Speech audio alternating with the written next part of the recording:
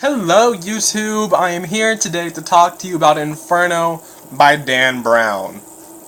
I don't have a book to show you, so we're just gonna move on to the review portion of the video. Inferno, one second actually, I'm gonna lower these blinds. Maybe not. Okay, that didn't really help. Maybe a little bit, I'm not as shiny now. So, Inferno by Dan Brown, this is the fourth book in the sort of like Robert Langdon. I don't really know if it's a series or they're companion novels, but they all focus around Robert Langdon, who is a Harvard professor of symbology and iconography, I believe. I don't know about the iconography part, but I know he knows his symbolism, and he teaches at Harvard, and he wears loafers and his Harrison tweed jacket and stuff, and people always think he's British, but he's not. And he has a little Mickey Mouse watch, and spoiler, and I'm just going to give you warning now that there will be spoilers, so feel free to click out now if you didn't already, because it was in the title, so you clicked on it knowing, and I'm just going to get a drink, and then we're going to move on, and I'm going to talk about spoilers, and you've been warned for the rest of this video. Well, actually, one second before I get to the spoilers, I really liked it, you should read it, it was great, you don't have to read the other books to read this one, so now, another drink, then spoilers. Okay, I'm here, and we're going to talk. So, like the other Robert Langdon stories, you know, Angels and Demons and The Da Vinci Code and The Lost Symbol, we have our protagonist at the beginning. And this one, he is back in Rome. Actually, I don't even think it's Rome. He's in Florence. There we go. I couldn't think of when I tried to film this earlier. He's in Florence this time, or he might be in Venice, or he goes to Venice. I believe he goes to Venice and he's in Florence. I think that's how it's set up. But anyway, he's in Italy once again. And he's in a hospital, and he doesn't really remember what happened to him. All he knows is that he is in Italy, and he has, like, stitches in his head, and apparently someone tried to kill him. And so that is where our story takes off. So moments after the story starts, well, you know, there's a typical the prologue, or the preface, and it has our little villain there, and then we go to chapter 1, which is where we have Robert in the bed in the hospital room. Moments after he wakes up, he is attacked, and obviously his perfect doctor, Sophie, is there, and she can just get him to safety. And she is the obligatory Dan Brown, young, attractive, super intelligent woman who is going to help Robert on his journey, but not really help because he is a professor and she is just there to, I don't even know, get him around town. I mean, typically his female sidekick does do a little bit of stuff, but nowhere near anything of any sort of significance, and that's true to form here.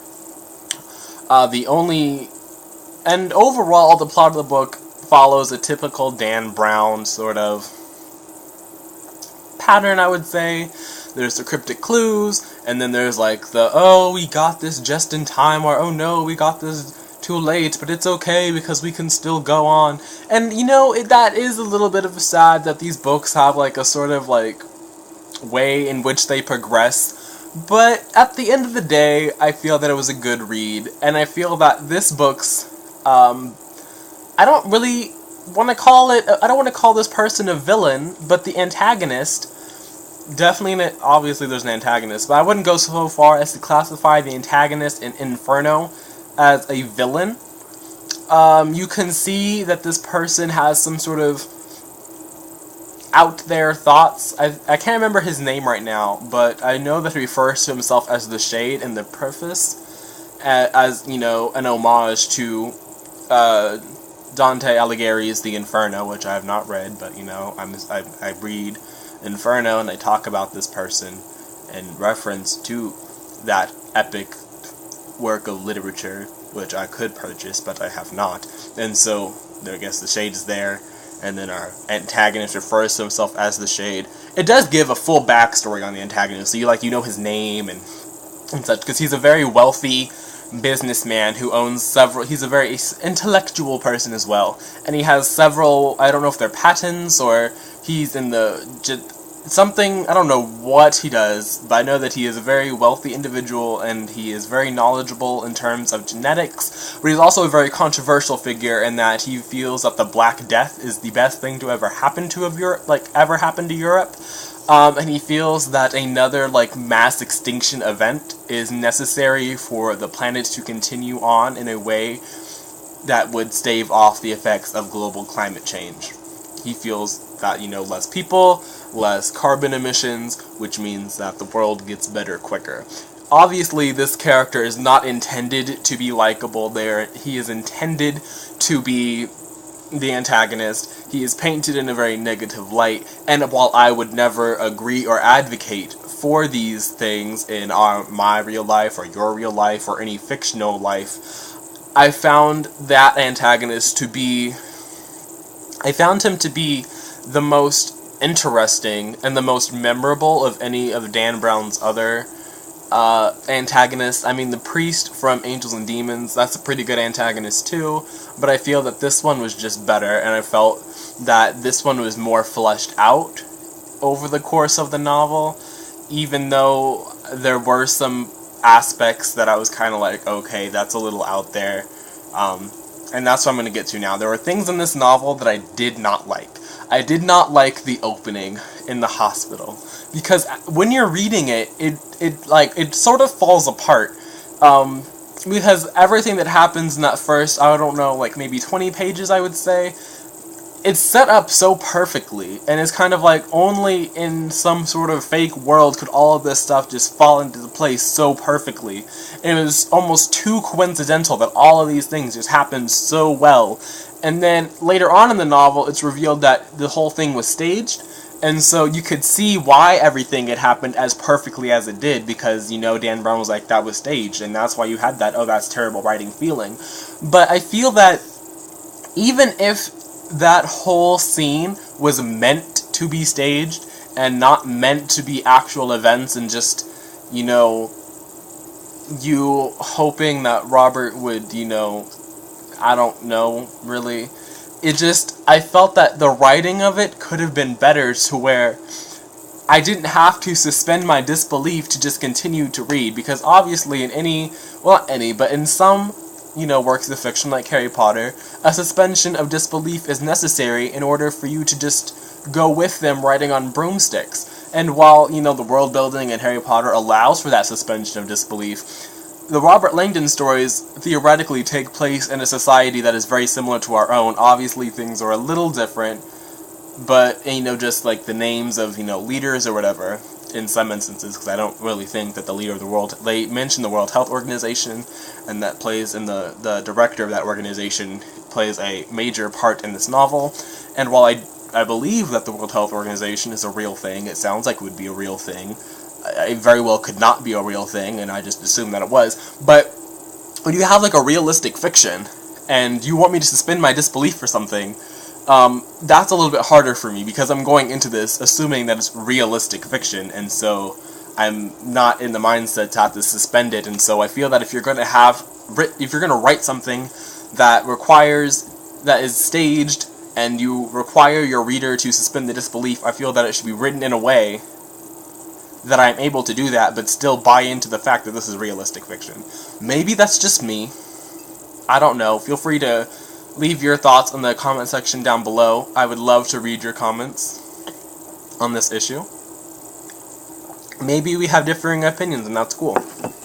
But moving on, that was really the only major thing that I didn't like, except for the very end. And I didn't like how the ending was handled, because I thought that the ending was a brilliant twist and still a perfect match for what the antagonist wanted, that I bought it. I was like, that's cool.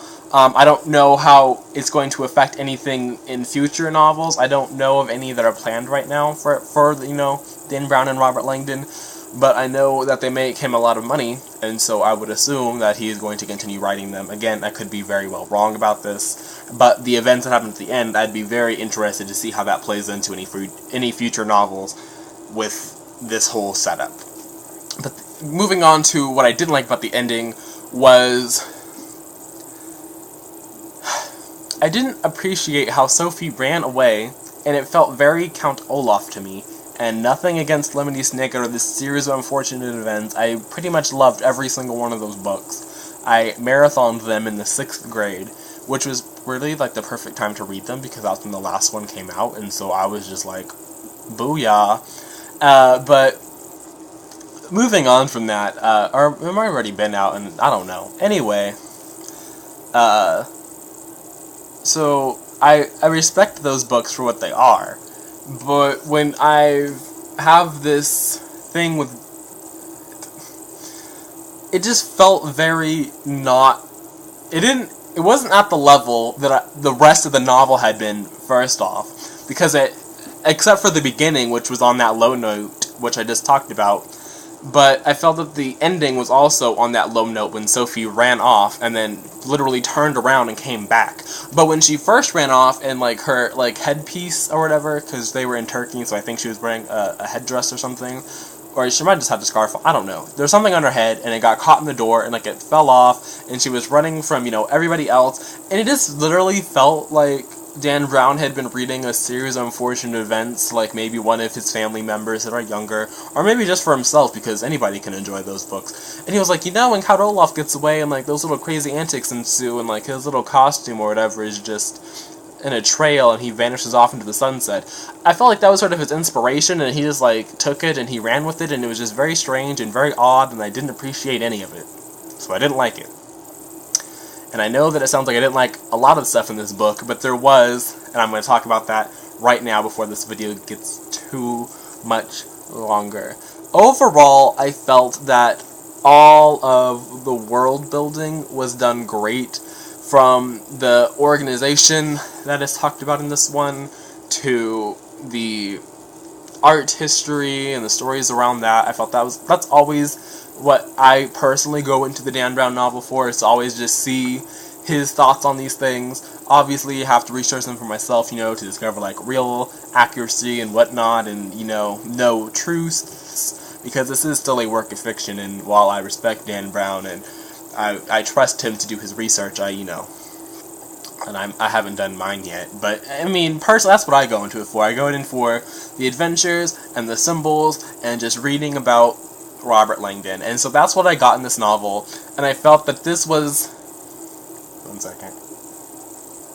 I feel that Inferno is as close to the magic that I felt reading Angels and Demons that I'm ever going to get, because there's just something about how he writes about, Italy in general, because, I also enjoyed the Da Vinci Code. I enjoyed that, but not at the same level that I enjoyed Inferno or I enjoyed Angels and Demons, and I feel that it's just how the Italian history and the Italian backdrop, and how Robert is just so, he feels, I could be going out here on a limb, but I feel that Robert just feels at home in Italy, and so, because he just knows so much about it, and he's just like, I don't know, he's always going there, so I don't really know where I'm going with this, but I just feel that there is something about Inferno from Robert and his interactions in Italy, because he just feels so natural there,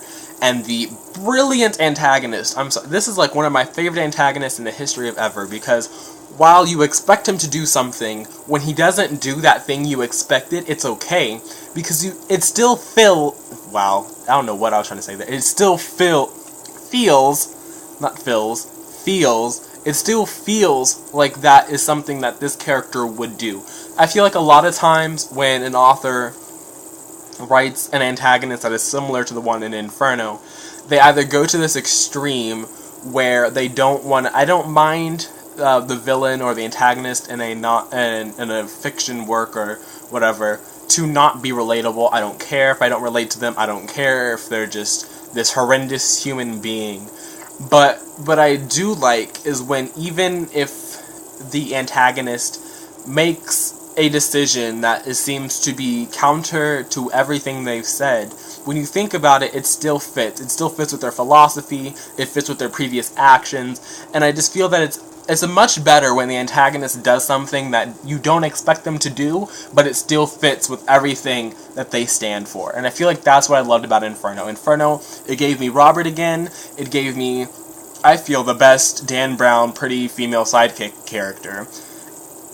And this amazing, amazing antagonist that I'm going to remember forever and ever and ever.